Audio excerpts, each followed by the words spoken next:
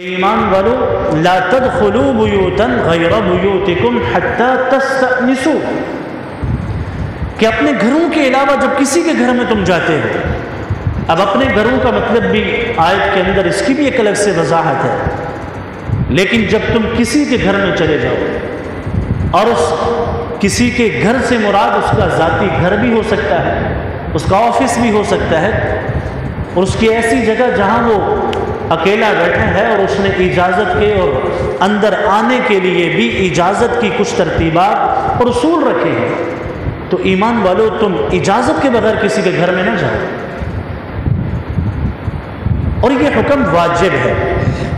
گھر کے اندر اجازت لے کر جانا، اس کو شریعت نے واجب قرار دیا، اور پھر فرمایا کہ جب تمہیں اجازت مل جاتی ہے تو سلموا، پھر اندر جاتے ہوئے سلام پیش کرو۔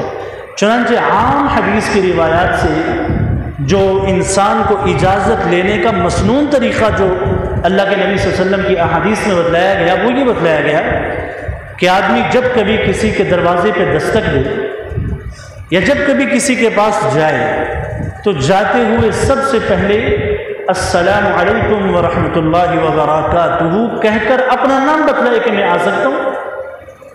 یہ نہیں جو ہمارے ہاں معاشرتی طور پر ایک رائج بات ہے، کون ہے دروازے پر؟ میں ہوں۔ اللہ کے نبی صلی اللہ علیہ وسلم کے پاس میں ایک صحابی آئے نا، تو انہوں نے آ کر کہا دستک دی، رسول اللہ کے پاس آنے کے لیے اجازت کو طلب کیا۔ وہ صحابہ تو ادب کی بہت رعایت رکھتے تھے۔ صحابہ کرام کے بارے میں آتے جب وہ اللہ کے نبی کے پاس اجازت کے لیے جاتے تھے تو وہ اپنے ناخن سے دستک دیتے تھے تاکہ رسول اللہ صلی اللہ علیہ وسلم کو تکلیف محسوس نہ ہو، اللہ کے نبی صلی اللہ علیہ وسلم کے لیے یہ چیز گراں نہ گزرے۔ ہمارے ہاں تو زور زور سے دروازوں کو بجانے کا ایک رواج ہے، اور اگر بیل لگی ہے تو اس کو بار بار بجانے کا رواج ہے، جب تک کوئی اندر سے باہر نہ نکلے اس وقت تک گھر کے دروازے پر جم کر بیٹھنے کا مزاج ہے۔ یہ چیزیں دین کی ان بنیادی اور اساسی تعلیمات کے خلاف ہیں۔ یہ اجازت کیوں لی جاتی ہے؟ اس کی بڑی حکمتیں اہل علم نے بیان فرمائی۔ دیکھیں اللہ نے قرآن میں فرمایا نا کہ اللہ نے تمہارے گھروں کو سکون کے لیے بنایا۔ انسان اپنے گھر کی چار دیواری کے اندر راحت اور سکون کے لیے جاتا ہے، اور اس راحت اور سکون کے ماحول میں اگر یوں ہی لوگ آنا شروع ہو جائیں تو انسان کی تو ساری راحت اور سکون رائے گاہ فضول ہے۔ اس لیے دین اسلام نے یہ ادب کی یہ حکمت بتلائی، آپ جب بھی کسی کے گھر میں داخل ہوں اجازت لے کے داخل ہوں، اور اجازت لے کے داخل ہونے کی ایک اور حکمت یہ ہے ایذائے مسلم سے بچنا۔ دین اسلام میں بہت سارے ایسے احکامات ہیں جن میں ہمیں یہ بتلایا کہ کسی مسلمان کو تکلیف نہیں پہنچائیں۔ ایذائے مسلم حرام ہے، اس انسان کو آپ ذہنی کوفت بھی نہ دیں، مینٹلی ٹارچر بھی اسے نہ کریں، اسے جسمانی تکلیف بھی نہ دیں۔ تکلیف کا کوئی عنصر بھی ایک مسلمان کو نہیں دیا جا سکتا، اسے دین نے حرام قرار دیا۔ اب اگر انسان کو اللہ نے گھر کی نعمت اس لیے عطا فرمائی کہ اس میں راحت اور سکون کے لیے جائے، اور اس گھر کے اندر اگر یوں لوگ داخل ہونا شروع ہو جائیں، دوست ہے جی آنے دو، فلانا ہے آنے دو، انسان کی راحت جو ہے وہ ختم ہو گویا آپ کے سامنے وہ آدمی تو اس چیز کا اظہار نہیں کرے گا، لیکن دل کے اندر وہ یہ تکلیف ضرور محسوس کرے گا۔ اس ایذائے مسلم سے بچنے کے لیے شریعت نے ہمیں یہ حکم دیا جہاں جاؤ اجازت لے کے جاؤ۔ اور ایک اور بات یہ ہے حکمت، جب آپ کسی سے اجازت لے کے اس کے گھر میں آئیں، اس کے آفس میں آئیں، اس کی خلوت میں آتے ہیں، کسی بھی جگہ پہ ایسے آتے ہیں جہاں اجازت لینے کا ایک عام رواج ہوتا ہے، بعض تو ایسے پبلک مقامات ہوتے ہیں کہ وہاں تو ایک پبلک کو جانے کے لیے اجازت ہے، وہاں کی بات نہیں، یہ ان مقامات کی بات ہے جہاں انسان اپنی رہائش اختیار کرتا ہے، یا یہ ہے کہ جیسے آفیسز کے اندر بسا اوقات بعض جگہوں پر اجازت لے کے آنے کا ایک ترتیب ایک اصول ہوتے ہیں، ایسے مقامات پر آپ اجازت لے کر آئیں تو اس سے آپ کی اہمیت بڑھ جائے گی، وقت بڑھ جائے گی۔ جس کے آپ مہمان ہیں، جس نے آپ کو اجازت دی، وہ آپ کی اہمیت اور آپ کو احترام اور آپ کو عزت دے کر آپ سے بات کرے گا، اور اگر آپ بغیر اجازت کے آ جاتے ہیں تو وہ ظاہری طور پر تو آپ کی رسپیکٹ کر لے گا، لیکن دل کے اندر اس کو بڑی کوفت ہوگی کہ بغیر اجازت کے میرے گھر میں کیوں آ گیا، بغیر اجازت کے میرے پاس کیوں آ گیا۔ اس شریعت نے ان حکمتوں کو مد نظر رکھتے ہوئے ہمیں یہ حکم دیا کہ جب بھی کسی کے پاس جائیں، اس کے گھر کی زندگی ہو یا اس کی نجی زندگی ہو، اس میں داخل ہونے سے پہلے اجازت دی جائے۔ حتیٰ کہ ہمارا دین تو یہاں تک کہتا ہے کہ اپنے گھر کے اندر بھی اجازت لے کے آپ جائیں۔ امام مالک رحمۃ اللہ علیہ نے اپنی حدیث کی کتاب موطا امام مالک کے اندر ایک روایت کو نقل کیا۔ ایک آدمی آیا، اس نے کہا یا رسول اللہ، میرے گھر میں میری والدہ ہوتی ہے، تو کیا میں اجازت لے کے جاؤں؟ اللہ کے نبی صلی اللہ علیہ وسلم نے فرمایا ہاں، اگرچہ والدہ ہے، تم گھر کے اندر جاؤ، اجازت لے کر جاؤ۔ اس نے دوسری بار یہ سوال کیا، تیسری بار یہ سوال کیا، پھر اللہ کے نبی نے اسے تیسری مرتبہ یہ جواب دیا، کیا تم اس بات پر راضی ہو کہ تم اپنی والدہ کو اس حال میں دیکھ لو کہ تمہیں ناگوار گزرے؟ کہا نہیں۔ اس لیے کہ انسان اپنی نجی زندگی کے اندر بسا اوقات کسی ایسی حالت میں ہو سکتا ہے کہ جو دوسرے کے لیے، اولاد ہو تو اولاد کے لیے، باپ ہو تو باپ کے لیے، بیٹے ہوں تو ان کے لیے وہ ناگوار حالات ہوتے ہیں۔ اس لیے شریعت نے کہا اجازت ہے۔ اس اجازت کو وجوب کے درجے میں رکھا گیا۔ اور دوسری بات یہ کہ حضرت عبداللہ بن مسعود رضی اللہ تعالیٰ عنہ فقہاء صحابہ میں سے تھے۔ اللہ کے نبی صلی اللہ علیہ وسلم کے ان صحابہ میں تھے جنہیں فقیہ کہا جاتا تھا۔ مسائل کا استنباط، امت کی طرف بہت زیادہ رہنمائی۔ ہم جس فقہ کی تقلید کرتے ہیں امام ابو حنیفہ رحمۃ اللہ علیہ کی فقہ، تو امام ابو حنیفہ کی فقہ کی بنیاد حضرت عبداللہ ابن مسعود رضی اللہ تعالیٰ عنہ کی فقہ ہے، اور یہ اللہ کے نبی کے بڑے جلیل المرتبہ صحابی تھے۔ ان کی اہلیہ یہ کہتی ہیں کہ عبداللہ جب بھی گھر میں آتے تھے مجھ سے اجازت لے کے آتے تھے کہ گھر میں اندر آ جاؤں۔ اس لیے اہل علم نے لکھا کہ اگر گھر میں آپ کی اہلیہ اور بیوی بھی ہے، واجب تو نہیں ہے، لیکن بیوی کے ہوتے ہوئے استحباب کے درجے میں یہ بات ہے کہ آپ بیوی سے اجازت لیں، یا اگر اجازت نہیں لیتے تو اپنے قدموں کی آہٹ سے یا کھنکار سے اتنا گھر کے اندر بتلا دے گویا کہ میں آ رہا ہوں۔ یہ مستحب ہے۔ اور یہ حضرت عبداللہ بن مسعود صحابی رسول جلیل المرتبہ صحابی، امت کے فقہاء، فقیہ، کہ جنہوں نے فقیہ انہیں کہتے ہیں جنہیں دین کی سمجھ ہوتی ہے، حکمتیں جو لوگ دین کی سمجھتے ہیں، جو مشکل جگہوں سے ایک مسلمان کو نکلنے کا راستہ بتلا دیتے ہیں۔ تو امت کے اتنے بڑے فقیہ صحابہ کرام کی جماعت کے فرد کہ جو اپنے گھر میں داخل ہونے سے پہلے بھی اطلاع دے کے داخل ہوا کرتے تھے، اپنی اہلیہ کے پاس نہیں آنے سے پہلے گھر میں۔ اس سے یہ بات سمجھ میں آئی، یہ جو استئذان ہے، اجازت لے کے گھروں کے اندر آنا، یہ عام طور پر مردوں کے لیے بھی ہے، عورتوں کے لیے بھی ہے۔ اس میں کیونکہ شریعت کے جتنے احکامات ہوتے ہیں وہ صرف مردوں کے لیے نہیں، بسا اوقات خطاب تو مردوں کو ہوتا ہے لیکن اس میں عورتیں بھی مراد ہوتی ہیں۔ قرآن نے جو الفاظ لائے ہوتے ہیں اس کے معانی تو مردوں کے لیے ہوتے ہیں، لیکن حکم شریعت کا مرد اور عورت دونوں کے لیے۔ ام ایاس، اللہ کے نبی صلی اللہ علیہ وسلم کے زمانے میں حضرت عائشہ رضی اللہ تعالی عنہا کے پاس کچھ عورتیں دین سیکھنے کے لیے آتی تھیں۔ ام ایاس فرماتی ہیں ہم جب بھی حضرت عائشہ صدیقہ رضی اللہ تعالی عنہا کے گھر میں آتی تھی، ہم 3-4 عورتیں ہوتی تھیں، تو ہم سیدہ کائنات سے اجازت لے کے ان کے گھر میں آتی تھی۔ یعنی عورتوں کے لیے بھی یہ حکم ہے کہ عورتیں بھی گھر کے اندر داخل ہونے کے لیے اجازت لیں۔ اور یہ رسول اللہ صلی اللہ علیہ وسلم کی زندگی کی حسین جھلکیاں ہیں جو اللہ کے نبی نے اپنی امت کو سکھلائیں۔ یہ وہ معاشرتی آداب ہیں جو ہماری زندگی میں حسن پیدا کر دیں، خوبصورتی پیدا کر دیں۔ لیکن جب کبھی انسان کسی کے گھر میں جائے، آداب کیا ہے؟ ادب یہ ہے کہ السلام علیکم۔ حضرت فاروق اعظم رضی اللہ تعالیٰ عنہ اللہ کے نبی کے پاس تشریف لائے، اب اجازت لینی تھی۔ اجازت لینے کے لیے حضرت عمر نے جو جملہ استعمال کیا وہ کیا ہے؟ حضرت عمر فرمانے لگے السلام علی رسول اللہ، السلام علیکم ایدخل عمر۔ اے اللہ کے نبی آپ پر سلامتی ہو، آپ پر سلامتی ہو، کیا عمر اندر آنے کی اجازت عمر کو ہے؟ میں داخل ہو سکتا ہوں؟ سلامتی بھی دی، سلام بھی دیا، نام بھی بتا دیا، اجازت بھی مانگ لی۔ جملہ ایسا ہے۔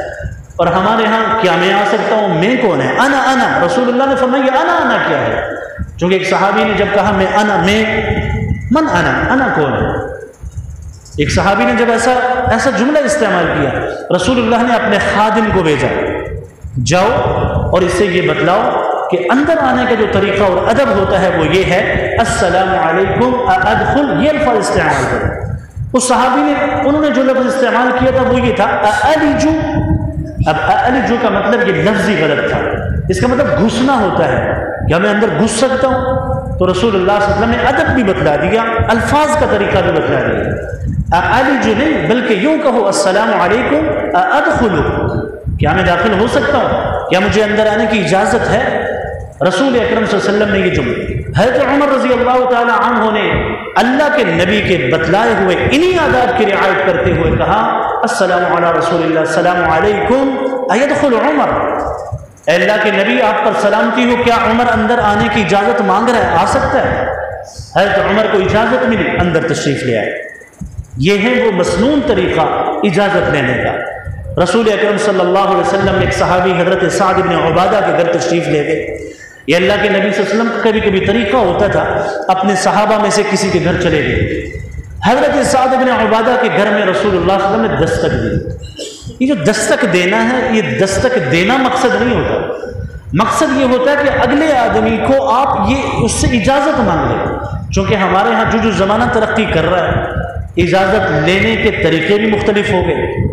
بسا اوقات دروازہ وہاں پر ہے اور سننے والا دور بیٹھا ہے، بڑے بڑے گھر ہیں، تو ہمارے ہاں جدید یہ ہے کہ بیل بج جاتی ہے، گھنٹی کا طریقہ کار ہے، یا یہ ہے کہ بعض جگہوں پر آفیسز کے اندر شناختی کارڈ کے ذریعے بندے کو پہچان لیا جاتا ہے کہ فلاں آدمی جو ہے ملنے کے لیے آ رہا ہے، اس کے باہر کے مختلف طریقے، اس میں کوئی حرج نہیں، اس لیے کہ اصل مقصد یہ ہے کہ اندر والے کو یہ بتلا دیا جائے کہ آنے والا کون ہے اور وہ اجازت لے کے آ رہا ہے۔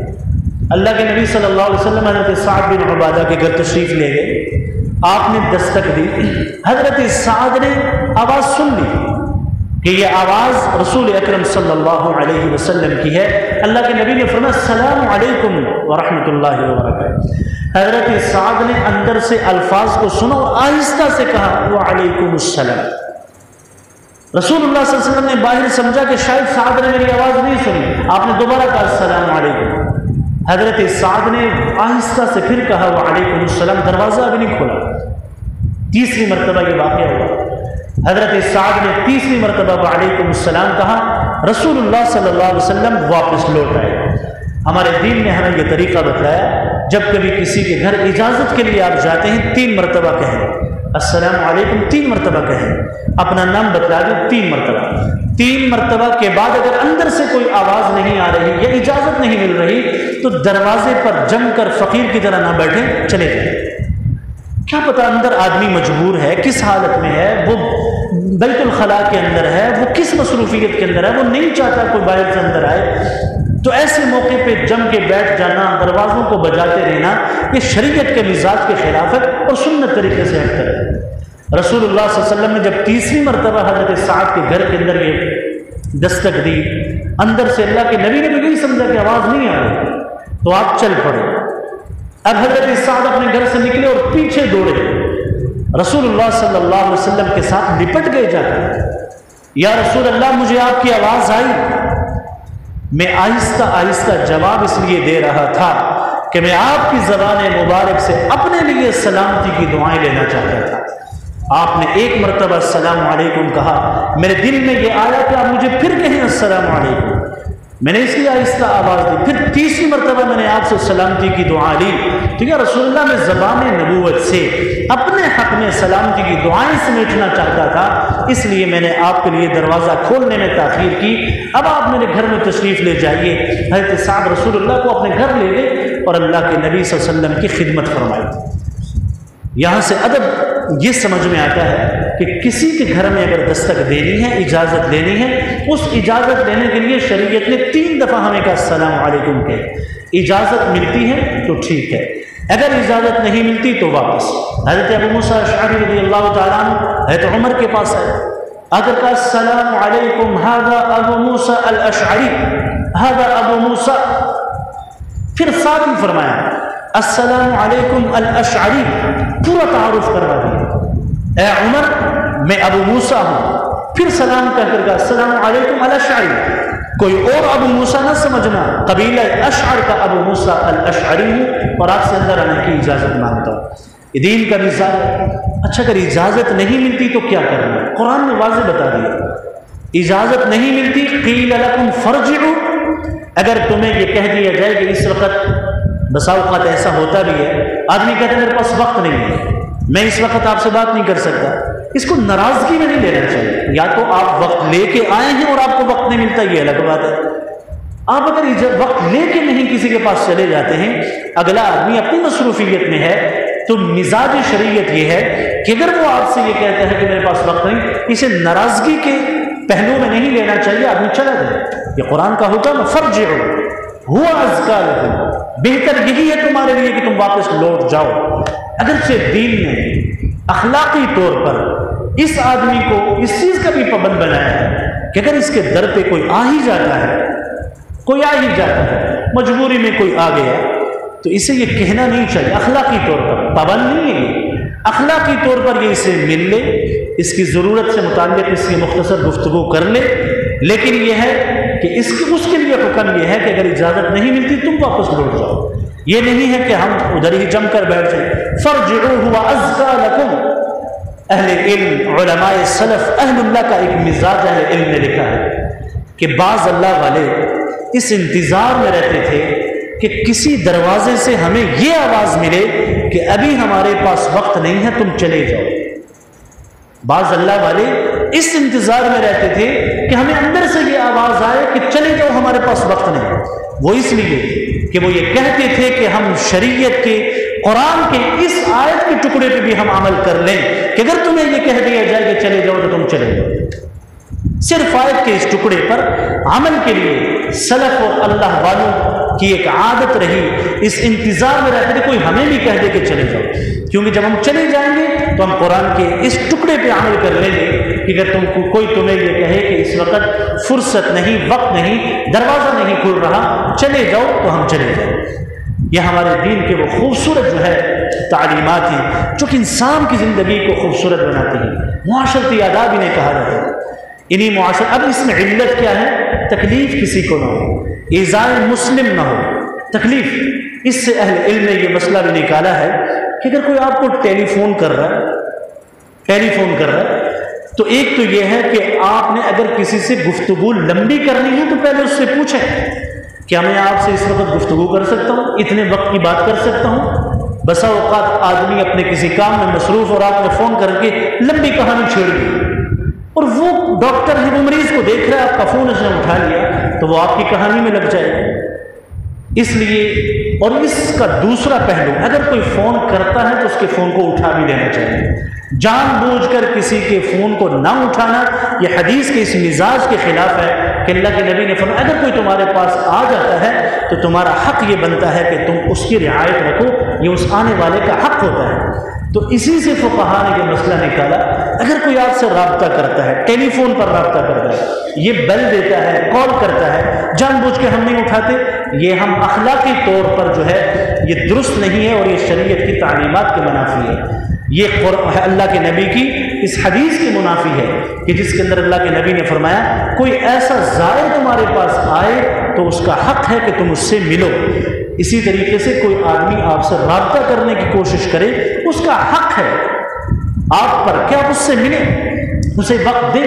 یہ ہمارے وہ معاشرتی آداب ہیں، تو اس لیے ہمیں ان چیزوں کی رعایت کرنی چاہیے۔ اور جو چیز واجب درجے کی ہے وہ میں نے بتلایا کہ گھروں کے اندر آنے جانے کے لیے اجازت کا ماحول پیدا ہونا چاہیے، اس سے بڑے بڑے وسائل ختم ہو جاتے ہیں۔ تکلیف، مسلمان کے دل کو تکلیف پہنچانے کا معاملہ جو ہے وہ ختم۔ قرآن نے واضح طور پر کہا لا تدخلوا بیوتا غیر بیوتکم حتی تستأنسوا، جو پبلک پلیسز ہیں ان کے لیے تو یہ شریعت کے احکامات نہیں۔ تمہارے گھروں کے علاوہ، یعنی ایسے گھر جن کے اندر رہائش ہے، ایسے گھر بھی ہوتے ہیں جہاں اختلاط کا ماحول ہے، مختلف فیملیز رہ رہی ہوتی ہیں، وہاں تو ضروری ہے۔ اگر اپنے گھر کی عورتوں کے لیے شریعت نے ہمیں مزاج سمجھایا تو کیا دوسری عورتوں کے لیے مزاج نہیں؟ علامہ انور شاہ کشمیری رحمۃ اللہ علیہ بہت بڑے عالم تھے ہندوستان کے، انہوں نے اپنی اہلیہ کو یہ کہا تھا کہ میں جب گھر میں داخل ہو جاؤں تم باہر والا پردہ لٹکا دینا، اگر کوئی گھر کے اندر عورت غیر محرم آئی تو اس سے میں یہ سمجھوں گا کہ اندر کوئی غیر محرم عورت ہے، لہٰذا مجھے اندر آنے میں احتیاط کرنی چاہیے اور اپنی نظروں کی حفاظت کرنی چاہیے۔ تو علامہ انور شاہ کشمیری رحمۃ اللہ علیہ فرماتے ہیں ایک مرتبہ ہمارے گھر کے اندر محلے کی کوئی پڑوسن عورت آئی، میری اہلیہ بھول گئی میری اہلیہ کہ اس نے پردے کو نیچے کرنا ہے، تو میں اچانک آیا اور دیکھا پردہ نیچے نہیں ہے، تو یہی سمجھا کوئی عورت نہیں ہوگی اندر۔